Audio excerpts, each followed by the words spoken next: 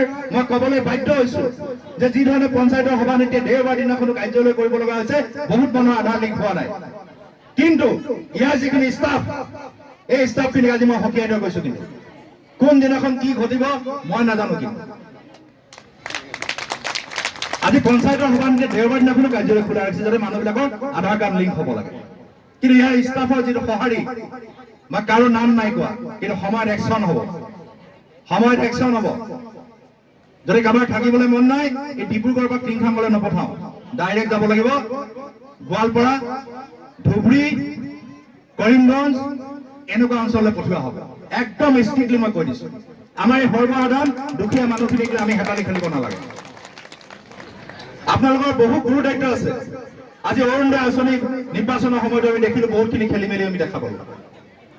আমি গমকে নাপালো কিছুমান মানুহে পাব লগা মানুহৰ তেনেকুৱা দিব্যাংগ পৰিয়ালসকল বাদ পৰি গ'ল দৰিদ্ৰ একেবাৰে সীমাৰেখা তলৰ মানুহ কিছুমান বাদ পৰি গ'ল আমাৰ কিছুমান মানুহৰ ভুলৰ কাৰণে আমি এজন বিধায়ক আমি গোটেই সমষ্টিৰ 17খন গাঁও পঞ্চায়ত অৰুণোদয় কাৰ্ড কোনে পাইছে কাক দিব লাগে আমি নিৰ্বাচন কৰিব নোৱাৰো তাত ডিপাৰ্টমেণ্ট বহি আছে এটা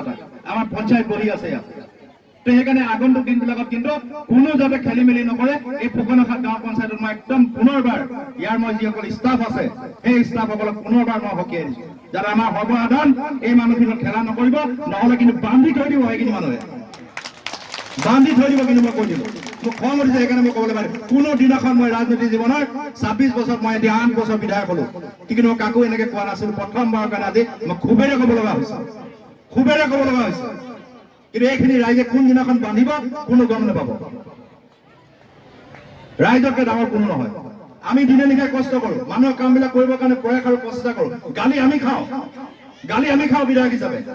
কিন্তু কাৰ কাৰণে আমি গালি খাব লগা হয় এই এনেকুৱা কিছুমান মানুহৰ কাৰণে ভুলৰ কাৰণে আমি গালি খাব লগা হয় সেইকাৰণে মই আজি সকীয়াই দিছো শেষত আজি উপস্থিত থকা প্ৰতিগৰাকী